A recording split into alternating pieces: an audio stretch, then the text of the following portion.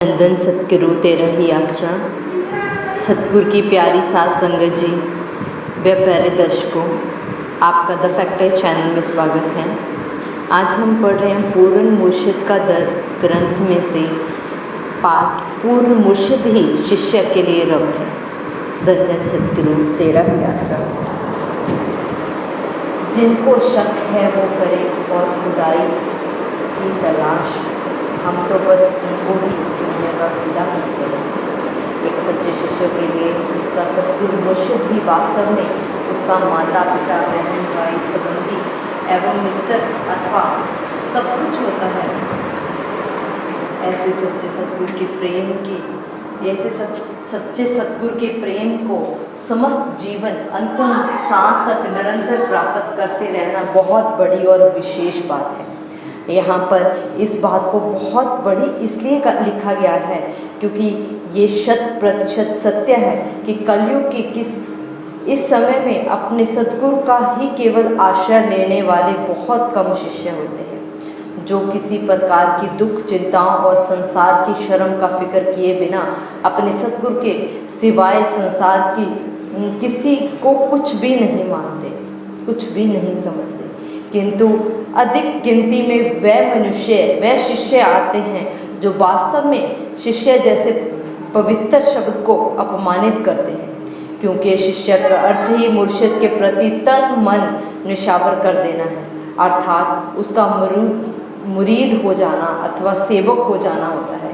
तन मन से सतगुरु का हूँ कह देना सरल होता है, किंतु हो जाना बहुत बड़ी तथा विचित्र बात है, क्योंकि समय को पूर्ण रूप से अर्पित करने के पश्चात शिष्य की अपनी कोई इच्छा शेष नहीं रहती।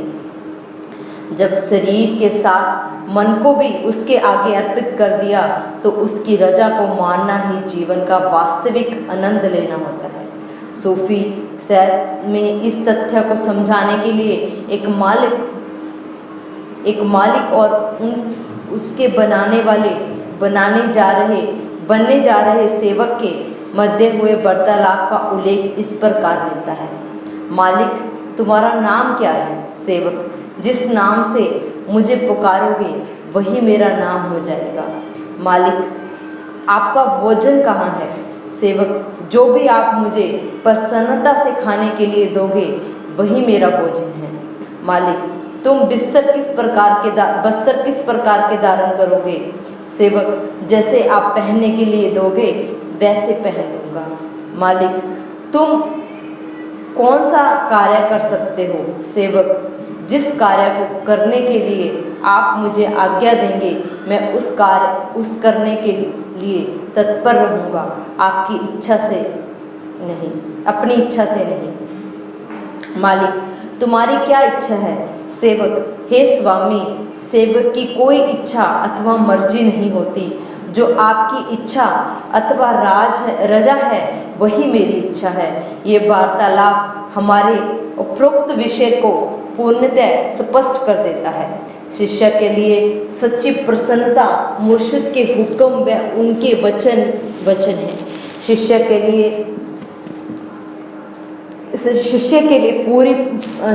लिए सच्ची प्रसन्नता मुर्शिद के हुक्म व उनके वचन मानने में ही होती है। सतगुरु के आदेश को बिना किंतु परंतु के मानते रहना ही वास्तव में बहुत बड़ी बात है। वास्तव में आज्ञा को ना मानने वाले व्यक्ति को मुर्शिद का रूप मालिक का रूप नहीं लगता, बल्कि उसे सदान व्यक्ति मानने लग जाता है। यही सोच उसे मालिक से दूर करती है और वह बेदर हो जाता है। बेदर एक ऐसा मार्ग है जहाँ पर टिकाया एक पग नरक की ओर अग्रसर करता है। दुखों और कष्टों के दलदल में फंसकर ही इस प्रकार के व्यक्ति को मुर्शिद की कदर और कीमत का पता चलता है।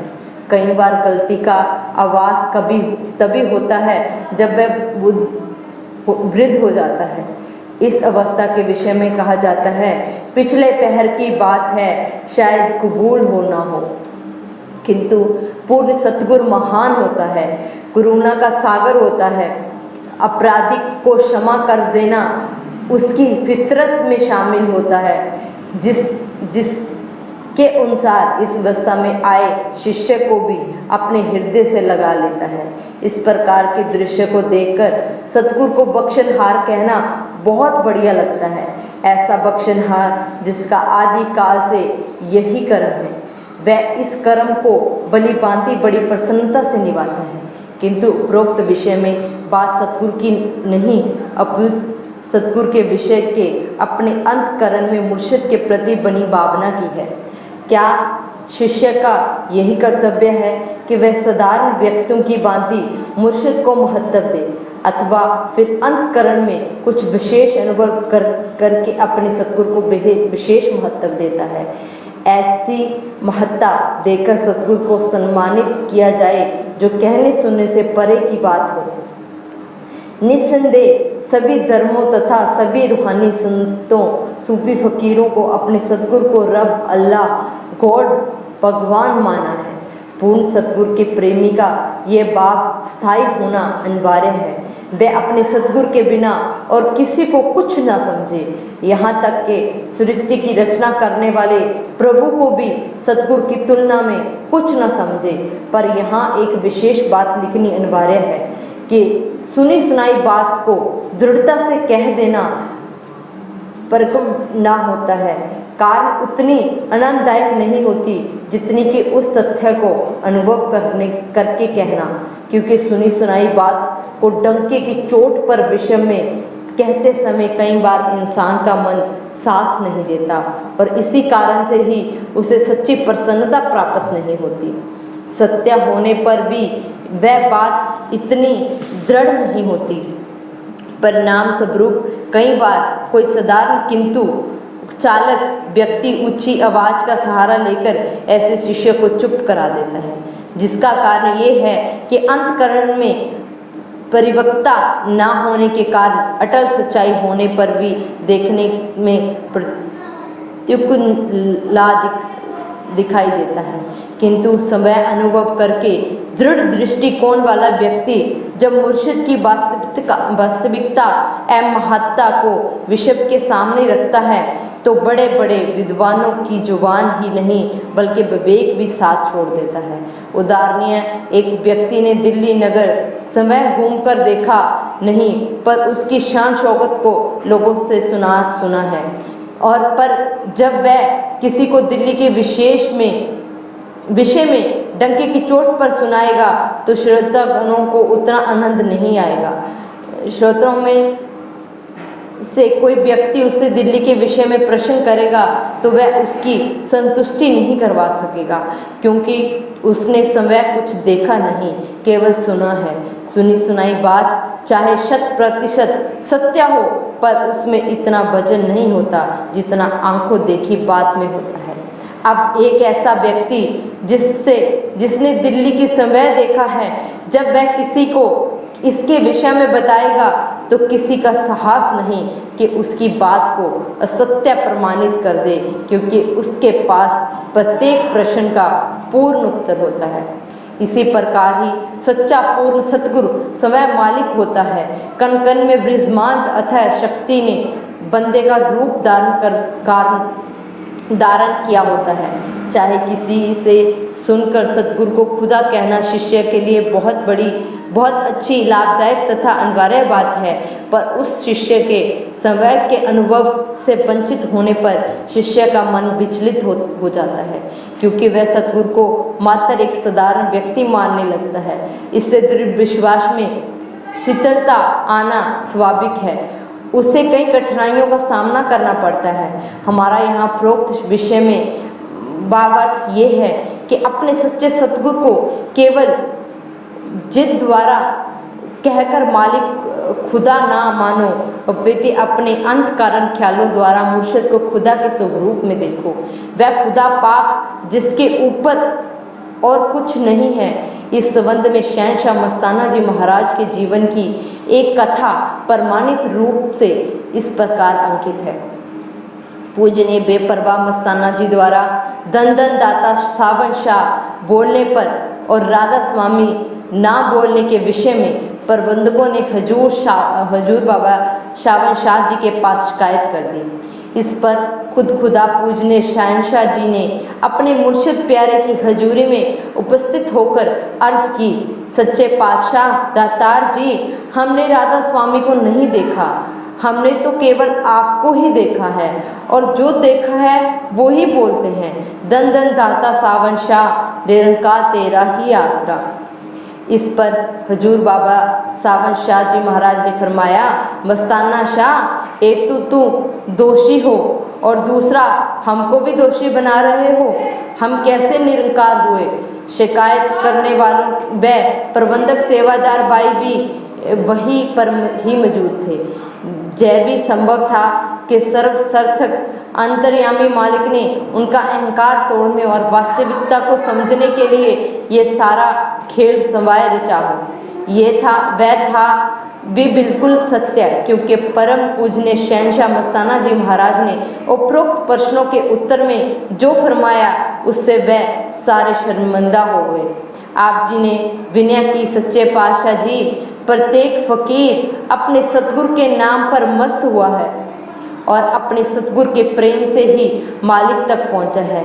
प्रत्येक फकीर ने अपने सतगुरु को ओम प्रभु अल्लाह राम गॉड वाहिगुरु खुदा रब के रूप में माना है। अंत उसने अपने सतगुरु को ही कोटि कोटि बार धन्यवाद किया है। आप जी ने अपने मुर्शिद जी की हजूरी में हजरत सुल्तान बाहू जी का अपने मुर्शिद मीरा के सत्कार में लिखा एक कलाम प्रस्तुत किया और अर्ज की कि बाहू भी अपने मुर्शिद मीरा को रब के रूप में देखता है और उपमा करता है। कलाम इस प्रकार है, बगदाद शहर दी की निशानी, उच्चियां लम्मियां चीरा हूँ, तन मन मेरा पूजे पूजे, जो दर्जी दियां लीरा हूँ, ऐना लीरा दी गल कफनी पाके, लस्सा संग फकीरा हूँ, बगदाद शहर दे टुकड़े मंगसा, बाहू करसा मीरा मीरा हूँ। इसी तरह एक और कलाम भी लिखा था, पीर जिन्ना दा मीरा बाहू, सोई कंदी लग दे तरदे हूँ। साईं बुल्ले शाह को भी अपने पीर शाह इनायत जी के द्वारा ही मालिक के दर्शन दीदार हुए। अंत वह भी मुर्शिद का धन्यवाद करता है, शाह इनायत कीता पार, हुन में लिखिया टोलन यार। इसी प्रकार ईसाइयों ने अपने रहबर हजरत ईसा मसीह जी को ही गॉड परमात्मा माना, क्योंकि परमात्मा उनके अंदर समा गया था, अर्थात परमात्मा के साथ मिलकर वह एक रूप हो गए थे। मुसलमान धर्म को मानने वाले ने अपने पीर हजरत मोहम्मद साहब जी को खुदा का नूर पैगंबर खुदा माना। इसी प्रकार सिख धर्म में आता है कि श्री गुरु अर्जन देव जी ने अपने सच्चे सतगुरु श्री गुरु रामदास जी के सच्चे प्यार को प्राप्त करके ही अपने सतगुरु को अपने अंतकरण में वाहिगुरु परमात्मा के रूप में देखा। इसलिए आप पवित्र गुरबानी में इस प्रकार फरमाते हैं, हरि जियो नामो परियो रामदास। शहंशाह मस्ताना जी महाराज अपने सतगुरु के प्रति फरमाते हैं, इस प्रकार सबने अपने मुर्शिद के ही गुण गाए हैं। हमारे लिए राधा स्वामी, अल्लाह, राम, खुदा, भगवान सब मर गए हैं। एक दाता सावन शाह जी हमारा सच्चा दाता, सच्चा पीर, सच्चा खुदा है। हम सावन शाह दाता का ही धन्यवाद करेंगे। क्यों ना करें? यदि कोई किसी का दबा हुआ खजाना निकलवा दे तो वह धन्यवाद किसका करेगा? खजाना निकलवाने वाले का अथवा अन्य किसी का? इस पर पूज्य हजूर बाबा सावन शाह सिंह जी ने पूजनीय शहंशाह मस्ताना जी महाराज पर अपनी रहमत की दृष्टि डालते वे बहुत ही प्रसन्न होते हुए फरमाया, मस्ताना शाह, तेरा ये बहुत ऊंचा कलाम है। उसको पश्चात अपने उन सत्संगियों की ओर संकेत करते हुए फरमाया, कोई राधा स्वामी के पीछे पड़ गया, किसी ने अक्षरों को पकड़ लिया, कोई सिमरन के पीछे लग गया, कोई नाम तथा रोशनी के पीछे भाग पड़ा, परंतु मुझे किसी ने नहीं पकड़ा। कोई भाग्यशाली हो तो मुझे पकड़े। मस्ताना शाह, तुम बहुत भाग्यशाली हो। बाली दो जहान खुद खुदा पूजनीय मस्ताना जी ने फरमाया, सच्चे पातशाह जी, हमारे लिए तो आप सब कुछ हो, हम और किसी को नहीं जानते। शहंशाह जी, ये लोग भजन सुमन कर डट दिखावा करते हैं, क्या किसी ने राधा स्वामी को देखा है? यदि देखा है तो बताएं, अगर देखा होता तो शिकायत क्यों करते? सब लोग गर्दनें झुकाकर खड़े हो गए, किसी ने कोई उत्तर नहीं दिया। पूजनीय बेपरवाह जी ने फरमाया, हम अपने निरंकार दाता को सबके सामने प्रत्यक्ष दिखा सकते हैं। इसके साथ ही पूजनीय शहंशाह जी ने बहुत ही सत्कार से अपने मुर्शिद, अपने खुद खुदा पूजनीय हजूर बाबा जी के पवित्र हाथ को अपने कर कमरों में लेकर पूरे जोश के साथ ऊंची आवाज में फरमाया, देखो ये है मेरा हाजर नाजर निरंकार, यही है मेरा पीर, खुदा, माँ बाप, मेरी दौलत, मेरा यार, मेरा रब और मेरा सब कुछ है। इस पर पूजनीय हजूर बाबा सावन सिंह जी ने फरमाया, महाराज जी ने मुस्कुराते हुए फरमाया, मस्ताना शाह, तुम कहते हो कि हमने राधा स्वामी को नहीं देखा, कल को लोग भी यही कहेंगे कि हमने सावन शाह को नहीं देखा। ये बात ठीक नहीं है, इसलिए मस्ताना शाह, तुमने जो देखा वही बोलना है। परंतु दंदन सावन शाह बोलने के बजाय दंदन सतगुरु तेरा ही आसरा बोला करो। इस सच्चाई से सिद्ध होता है कि सतगुरु के लिए दिए गए सम्मान को अंतकरण द्वारा अनुभव करो, क्या क्या खुशियां प्राप्त होती हैं, अंदर से सतगुरु कितने निकट आते हैं। बाहरी निकटता के लिए कोई कितनी विघ्न डाले, किंतु आंतरिक निकटता ही सच का प्रमाण बनती है। चाहे इस प्रमाण को वह शिष्य केवल समय अनुभव कर सकता है, पर यह भी वास्तविकता है कि आंतरिक निकटता ही रहमतों की साक्षात प्रकट करने का माध्यम बनती है। ऐसी रूहानी रहमतें जिनको सतगुरु के बिल्कुल निकट खड़े होने वाले शिष्यों में से भी बहुत से शिष्य प्राप्त करने में असमर्थ रहते हैं। अधिक लोग ये ख्याल करते हैं कि मुर्शिद के पास खड़ा अमूक व्यक्ति जिसे अधिक समय सतगुरु के पास खड़ा होते ही देखते हैं, वह तो बहुत खुशियां प्राप्त करता होगा, वह तो सतगुरु से आमतौर पर बातचीत कर लेता है आदि निसंदेह पूर्ण फकीर के दर्शनों और वार्तालाप द्वारा प्रसन्नता का प्राप्त होना उचित है और अनिवार्य भी है। पर यहाँ पर सोचने के सतगुरु के पास रहता कोई शिष्य आंतरिक तौर पर भी उनके निकट होगा, ये कोई जरूरी नहीं है, क्योंकि रूहों का व्यापारी वह पूर्ण सच्चा सतगुरु इंसान की शारीरिक निकटता और अवस्था को देखकर आंतरिक निकटता को प्रकट नहीं करता, बल्कि सतगुरु तो शिष्य की आंतरिक रूह की पवित्रता और वैराग्यमयी अवस्था को देखता है। इस आधार पर ही सतगुरु शिष्य को आंतरिक खुशियां, आंतरिक निकटता एवं विश्वास की दृढ़ता प्रदान करता है। उदाहरणीय कई बार मैंने अपनी आंखों से देखा है कि कोई ऐसा इंसान जिसकी शारीरिक अवस्था साधारण से भी निम्न स्तर की होती है, वस्त्र भी पुराने फटे व मैले पहने होते हैं, कोई साधारण व्यक्ति भी उससे बोलना पसंद नहीं करता और आश्रम में भी पहले उसे कभी देखा नहीं होता, परंतु कई बार ऐसा इंसान शिष्य के साथ हजूर पिताजी कितना ही समय बातचीत करते रहते हैं।